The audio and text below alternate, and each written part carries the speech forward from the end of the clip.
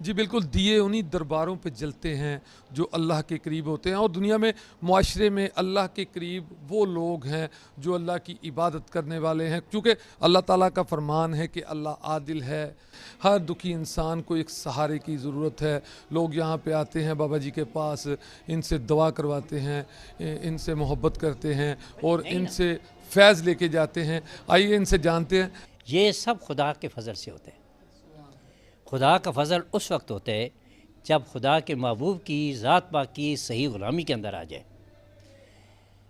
अबू जाल खुदा के महबूब की ग़ुलामी के अंदर नहीं आया और जो दोज़ख का बादशाह बन गया।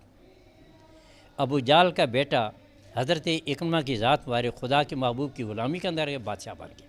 हज़रत सिद्दीक़ अकबर की ज़ात वारे ग़ुलामी के अंदर आए, नबी पाक की जानशीन बन गए।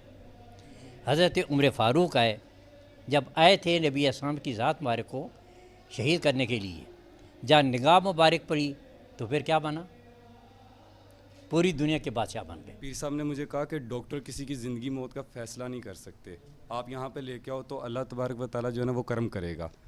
तो मैं जब हॉस्पिटल से अपनी सिस्टर को पीर साहब के पास लेके आया, पीर साहब ने दम किया, तो अल्लाह ताला ने बड़ा खूबसूरत माशाल्लाह सेहतमंद बच्चा अता किया जो इस वक्त 3.25 साल का है। इंतहाई मोटा पहलवान है। जी, जैसा कि आपने सुना कि निकाह वली से बदल जाती है तकदीरें, चूँकि बहुत सारे लोग, जैसा कि अभी 2-3 मिसालें आपके सामने हैं कि लोग दुखी इंसानियत, दुखी लोग यहाँ पर आए, उनको फैज़ हुआ। इसी तरीके से कुछ माशरे में, दुनिया में ऐसे लोग हैं जो अल्लाह के करीब हैं। बाकी फिर देखते हैं आगे, आपसे बात भी करवाते हैं कुछ लोगों से और आपको यहाँ का प्रोग्राम भी दिखाते हैं। जी।